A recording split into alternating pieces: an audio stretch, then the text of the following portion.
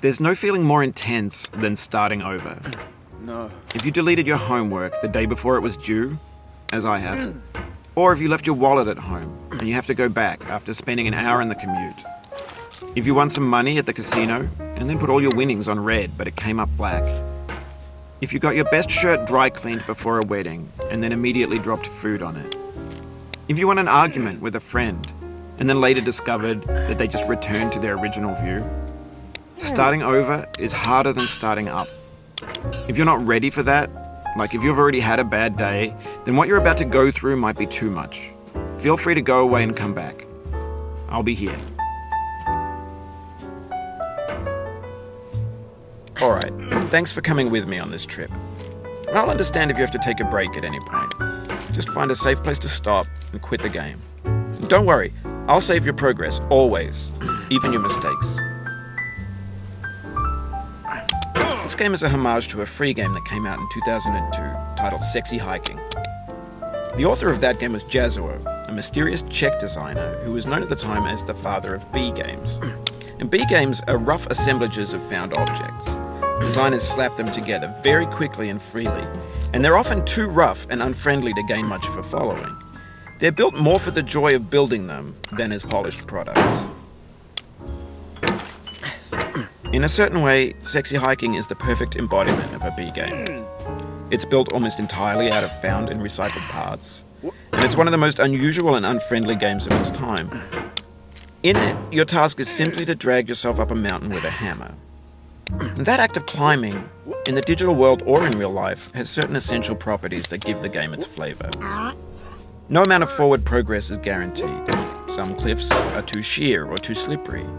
And the player is constantly, unremittingly in danger of falling and losing everything. Anyway, when you start Sexy Hiking, you're standing next to this dead tree that blocks the way to the entire rest of the game. It might take you an hour to get over that tree, and a lot of people never got past it. You prod and you poke at it, exploring the limits of your reach and your strength, trying to find a way up and over. And there's a sense of truth in that lack of compromise. Most obstacles in video game worlds are fake. You can be completely confident in your ability to get through them once you have the correct method or the correct equipment or just by spending enough time. In that sense, every pixelated obstacle in Sexy Hiking is real. The obstacles in Sexy Hiking are unyielding, and that makes the game uniquely frustrating. But I'm not sure Jazzuo intended to make a frustrating game. The frustration is just essential to the act of climbing, and it's authentic to the process of building a game about climbing. A funny thing happened to me as I was building this mountain. I'd have an idea for a new obstacle, and I'd build it, test it, and it would usually turn out to be unreasonably hard. But I couldn't bring myself to make it easier. It already felt like my inability to get past a new obstacle was my fault as a player rather than as a builder. Imaginary mountains build themselves from our efforts to climb them, and it's our repeated attempts to reach the summit that turns those mountains into something real. When you're building a video game world, you're building with ideas, and that can be like working with quickset cement.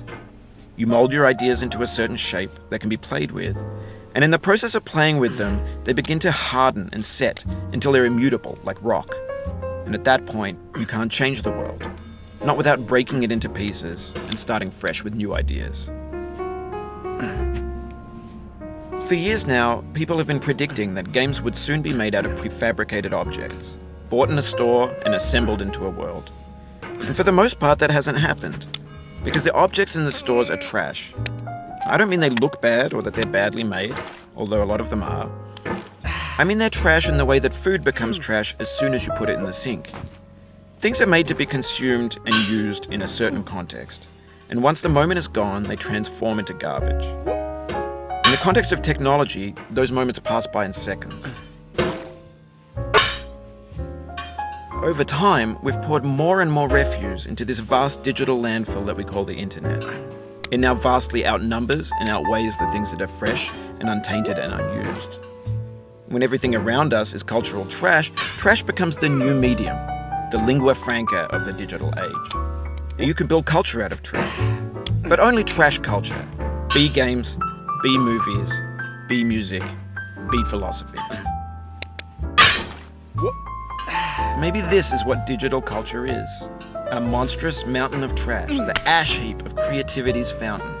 A landfill with everything we ever thought of in it. Grand, infinite, and unsorted. There's 3D models of breakfast, Gen X's fanfic novels, scan magazines, green screen Shia LaBeouf, banned snuff scenes on live...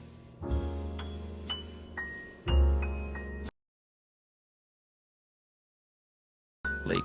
Facebook's got lifelike bots with unbranded adverts and candid shots of Kanye and Taylor Swift mashups, car crash epic failed gifs, Russian dashcam vids, discussions of McRibs, discarded, forgotten, unrecycled, muddled, rotten, untitled.